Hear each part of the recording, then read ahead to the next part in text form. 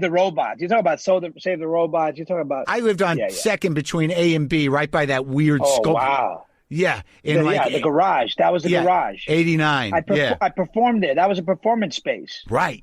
So I did Spreaker there. You did to start at the beginning? I started there, yeah.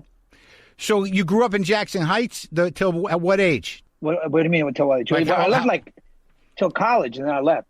Oh, and then but you didn't. But you lived on when you went to college, you moved into the city. Right. Well, I lived I was at CW Post first for 2 years, then transferred to NYU. Then I lived with my brother at Columbia because I had no money.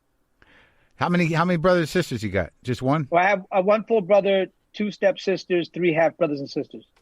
Oh my God, big family. My father couldn't focus. He could, just on different things. Yeah. A little sexual ADHD. Yeah.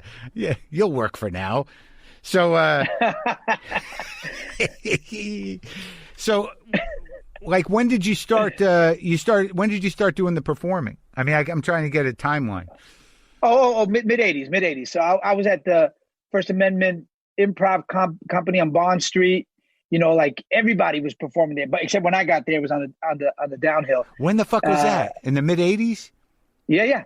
I don't like because that was before I got Bruce there. Bruce Willis was coming down. Robin Williams was coming down. Everybody, but when I got there, they stopped coming.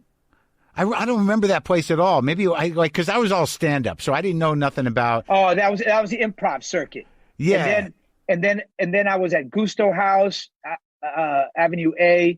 And like 6th Street, I was at Knitting Factory, Dixon Place, La Cucaracha, Home. You know, these are all the performance arts spaces. Because I was doing the clubs too, like the open mic night at Catch a Rising Star Mondays. You know, get the lottery and whatnot at Comic Strip. Ronnie Dangerfield. You were going to try those. You did those, the Dangerfield, Catch a Rising Star, Comic Strip. I didn't like it as much. How old were you? Like 19, 20? 20.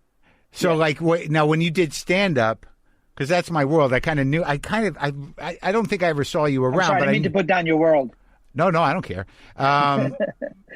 You don't give a shit what I say. No, I mean you can put down my world, but we got rid of you. You couldn't hack it. We got rid of you. You didn't stay in our world. You went to the other. Okay. It was not my world. It was not my world. It was like I felt like a fish out of water. I was like, it's set up punchline, all these drunk motherfuckers. I'm like, I can't perform for you. What were you doing when you did stand up? Were you doing characters?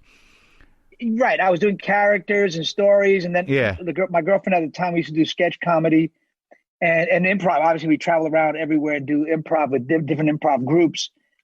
But I found myself was doing my 30-minute little monologues full of characters, like if the Bible, if Jesus were Latin, if the West had been won by Latin people instead of lost. And, you know, I would do those kind of things and people dug it. So I was like, this is my thing. So not my thing. Because you would do that stuff and they wouldn't get on board. They couldn't follow it. It took too long. It took too long, too set-up-y. Yeah. They just want a quick little quickie. Yeah, punch it out. And I was like, nah, you gotta earn me. So it's right. So at age 20, you're like, fuck stand-up, going back downtown and just digging in. And were you taking classes at the time? Yeah, I was taking acting classes since I was 17 with some of the greats. I was always the only Latin guy, and these teachers were so beautiful and mentoring, and they knew they boosted me. You know, they knew they needed to help me out. And Herbert Berghoff, who owned HB Studios, I was in his class for a couple of years. Lee Strasberg for a little bit. You were around when Lee was alive? I was in his class one day, his last day on Earth. Come on. At Lee Strasberg Institute on 15th Street. I did a sense memory exercise of something from my childhood, and he died that night because of my acting. I'm pretty sure. So it's not proven. That just made you work harder. But I'm pretty sure it was my acting that killed him. Really? You were in his class when he passed away? He was old. Wasn't he old? Oh, very, very, very. He had like a click in his throat, like he'd go around, and I wanted to try to do that a little better than okay. And they're like that, very quiet. You could hardly hear him, and they had that clicky thing. Right, but at that age, did you find yourself like I took classes from a guy named Michael Howard in New York. Oh yeah, famous. Yeah, legendary. But like they get to a certain age, and are you finding that you were there because you wanted to be around the guy and his history, or you're actually learning something? No, I learned. I feel like my acting totally changed. I mean, I love HB Studios. I learned a lot about scene study and scene breakdown and motivation, previous circumstances. I'm gonna get mad acting nerd with you now. Okay. And then with Strasberg, it was more about imagination. It's what made me do my one-man shows, because you learned how to create an environment imaginarily, talk to imaginary people. You created that all from your imagination. So I never felt alone on Broadway because I had my imagination and it was vivid to me. So he because freed of that. the method. Right. Yes. Yeah. Yep. When you developed the first show, which was that? Mambo Mouth, 1990. 1990. You were. Oh, you don't believe me, motherfucker. He's like, nah, I know you weren't. But where did you work that out? I worked out everywhere. Home, Dixon Place. What was the woman's name who owned Dixon Place? Ellie Covan. And who were the guys because it was so weird that by the 90s, I was locked into stand-up, but there was still what was left of the performance art scene from the 80s. But then there were new people like Surf Reality, Collective Unconscious. There was all these new kind of venues. But you kind of got the tail end of the original crew. So, did Bogosian come up with you, or he's a little before you? Yeah, PS 122, that was Bogosian right there. He was a little before me because obviously he's one of my mentors, one of the people that inspired me. Yeah. But he was right before me. So did you see what made you realize that you could do these because the one person show thing it's a blessing and a curse to Ain't no curse. There ain't no curse to it. No, I mean, there are guys. What do you mean? No, you got to explain yourself. I will. You better come correct. Come correct. I will. I'm talking as a stand-up comic who was out there hammering it out and figured it out in front of fucking strangers who didn't give a fuck. All right? Now, but wait, no, just hang out. I'm just saying that. Where am I going? I got nothing booked. Not unlike stand-up, there's some people that are really good at it, and then there's a lot of people that did some really bad one-man shows. That's all I'm saying. Oh, no doubt. Yeah, it gave people a false sense of hope for their future in theater. That's what I'm saying. Yeah. No, there were definitely a lot of bad one-man shows. But before our generation, my generation, it was always like one-man shows were Samuel Clemens. Not even Mark Twain, Samuel Clemens, young Abe Lincoln. It was all those like very literary bios. You know what I mean? And then it got funkier. Right, but there was a difference between like what Spalding Gray was doing and what you were doing. Right, there definitely became a point where because of you and Bogosian, where people were like, I'm going to do a parade of characters. Like, it seemed like Spalding was more like Mark Twain, where he would focus in on an essay and in his manic sense, present this thing. In a very raw, naked way, which was the beauty of him. Well, he's so good. There was no filter. There was no pretense or trying to like shape it to make it more palatable. And then you got Eric Bogosian brought the characters and the sex and then Whoopi Goldberg brought the ghetto poetry.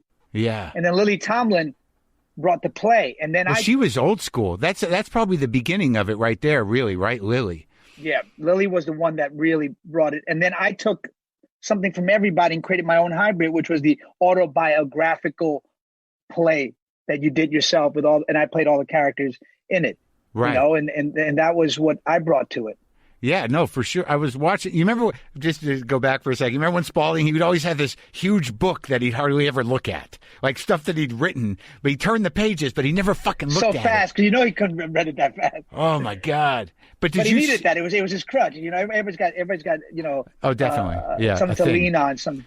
Yeah. But did you remember, there was also that other world of performance art that was just fucking out there? I mean, you probably saw that, too, because you were young and it was still happening, like Karen Finley. Oh, no, I was there. And, who was the guy that used to cut himself? Athy? Right. There were all those really interesting, odd, pushing the envelope kind of stuff. I was with them.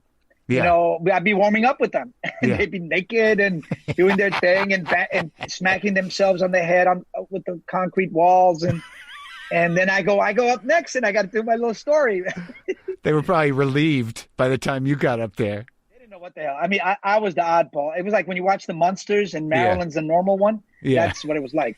But they thought she was ugly. Yeah. So what was it that, like, what was the show that really made you realize that you could do what you wanted to do? Was it Bogosian? I think it was Lily. It was Lily, man. When I saw really? Lily, I was like, that's me. That's what I want to do. I've been doing something like it, but this is what I want to do. But I want to put make it about my life. Right. Make it personal. And I added costumes to it and you did. More, I had more of a through line. Right. And then it became sort of this crazy hybrid that, everybody else started borrowing, Billy Crystal used it and Lane Stritch. So what was the, how did it work? Did you write mostly on stage or did you write on the page first? It's a combo. So I'll write it all out and then a lot of improv, a lot of rewriting, improv. Right. So you record it or no? No, I don't record. I can't watch myself because then I start to hate myself. But not even on tape? No, I can't even stand to hear myself. Still? No, I can't. I have to just be in the moment and write it and just be. I'm the same way, man. I mean, I'm the same way. I can't. Like, I'll record. I've recorded shit forever. I got boxes of fucking tape. I don't listen to the damn songs. I don't listen to it, but I have it. Hell no. Yeah, it's impossible. But that's interesting. It's an interesting process. So you make notes, then you go riff it out, and ultimately, what happens is over repetition, you find the groove you want to keep. Right. And then you're in it. And then later on, what I found out was when I hit my 300th show, it's when it's gelled. 300. That's when it's finally gelled. Oh yeah. Holy fuck. Because it's a massive undertaking. It's 2 hours of my own personal life, and personal life does not fit in a 3-act structure. It just doesn't naturally fit in. So it's a really painstaking thing to make it a 3-act structure. So that's the difficulty of it. And it's got to be mad funny. Right. And it's got to be mad moving. And it's got to, because my life's not that fascinating. So it's more about my execution than it is about my fascinating life. Because that's the only two types of one-man shows there are. It's like either you have a crazy, incredible life and you just tell it, or you're an incredible storyteller and your life's okay, It's so weird how everything is fragmented now because, like, the type of one-man show that you did, I mean, they happen occasionally. I mean, maybe they'll happen again after the fucking plague. But, it seems like, TED Talks and all these other outlets have really kind of hijacked the sort of purity of the type of theater that you were doing. You know what I mean? Because now people, right. Now all of a sudden you hear about this TED Talk and people are like, that's the best thing I've ever seen on stage. Yeah. It's like, what the fuck? It used to be like there was only a handful of guys doing this shit and women, and it was special. But now it seems like everyone can do everyone can do it now. And either but it's still different. It's still different. I mean, sure, I know. I know. I did Latin history for morons. The way the audience felt, especially obviously if you were Latinx, I mean, the emotions that were going through people was so intense. I could hear it on stage. I could hear people gasping. I could hear people moaning. I could hear people sobbing quietly just because of all the pain that I drudged up, you know what I mean? And I knew it because I felt it when I was doing the research, how much pain I felt at the psychosocial erasure of Latin people, because we're like the largest minority in this country, largest ethnic group. We're almost 70 million Americans in this country, including my undocumented Latin brothers and sisters. We're the largest voting bloc, 32 million registered voters, 73% Democratic. We're 30% of the public schools in the nation. We're 50% of the population in LA, equal to whites in New York City in population, and less than 3% of the faces on camera, less than 2% of the faces behind the camera, less than 1% of the stories being told. The smallest represented ethnic group in children's picture books. How sad is that a child can't even see himself reflected back in a positive way? Yeah. Can't find himself in a comic book, can't find himself in a picture book, can't find himself. How does that child project himself into the future? Yeah. That's psychosocial erasure. That's how we Latin people have come from, and we continue to thrive and survive. We contribute $1.3 trillion to the U.S. economy every year. If we were our own country, we'd be the 10th largest